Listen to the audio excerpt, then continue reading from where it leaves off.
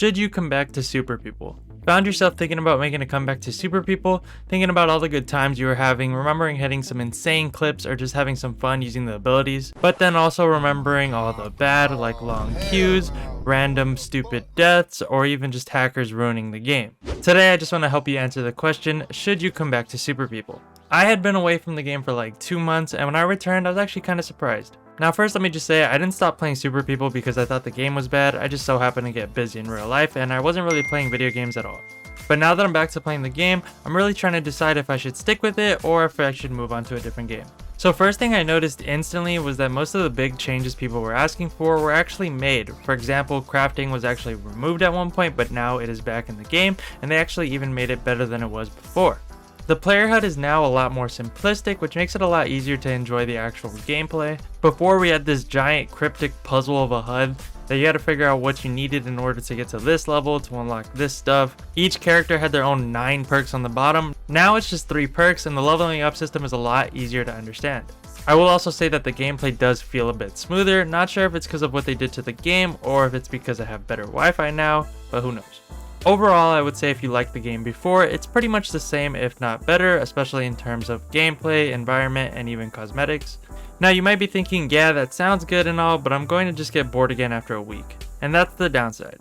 The game lacks a community and doesn't really give you much of a reason to stick with the game long term. The skill gap in the game isn't the biggest. I came back after 2 months and won my second game. Granted, my lobby was probably filled with bots. But still, that makes it even worse because if all of our lobbies are filled with bots, that just makes the game too easy and unsatisfying. Games like Fortnite were able to have huge success because you wanted to get better. You had a huge, thriving community with the biggest creators playing it, and everyone wanted to be good just like those creators. My point is that I don't see people putting in long hours to this game, staying up late, and still not wanting to get off. It's fun for a bit, but then after you win a few times, you might want to hop onto a different game. I thought the different classes in this game would allow for a sort of Valorant effect where you would have a different experience with each character you choose, but with Super People I feel pretty balanced with most classes, except Demolisher, hate that guy. But with the classes in Valorant, I feel like you truly need to learn each one, how they work, how their abilities work, how to use their ultimate, what type of skills it requires. Some of the abilities might be based off of knowledge, off of knowing where your opponents are going to be. Others might be based off of aim or even movement. And by learning and getting better at a character in Valorant, you begin to get sort of attached with those characters and makes the game even better to play. But with Super People, it's all sort of interchangeable and it really just doesn't have that same effect. Now you might be saying that also Apex Legends was able to do that right, and I would also agree. And I think why it does work so well with Apex is because of the 3-man teams. With 3-man teams in Apex, you typically want to fulfill a specific role. Some will choose to play support or some will choose to play aggressive. And Super People, I don't really feel that need to fill a role. I kind of just feel like using whatever character I feel like using in the moment.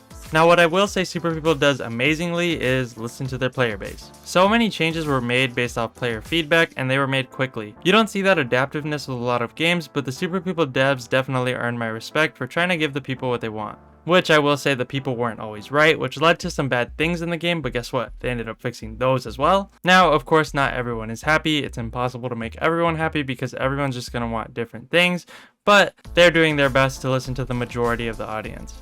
The crafting removal is a great example to me. A lot of people were asking for the crafting to be removed as they felt it made the game too complicated and really took away from the actual gameplay as people just spent too much time worrying about how to craft and where this piece was as opposed to just hopping in, picking up a gun and just running around and shooting. However, when the crafting was removed, a lot of people were not happy, probably more than the ones that actually wanted it removed. So they added it back, innovated it, just made it as good as they could. The game is basically the same as before, if not better. However, the community is small and isn't really doing too well. I'm not sure if the game is in danger of shutting down anytime soon. I plan on still playing the game. I know if you do come back that it is still possible to get games. I was able to find games pretty easily. You can definitely still have some fun on this game. It's just in terms of the long term, how long will it last? Who knows? I plan on still having fun with it until it does shut down or whatever happens. We'll see. Till next time, love you. See ya.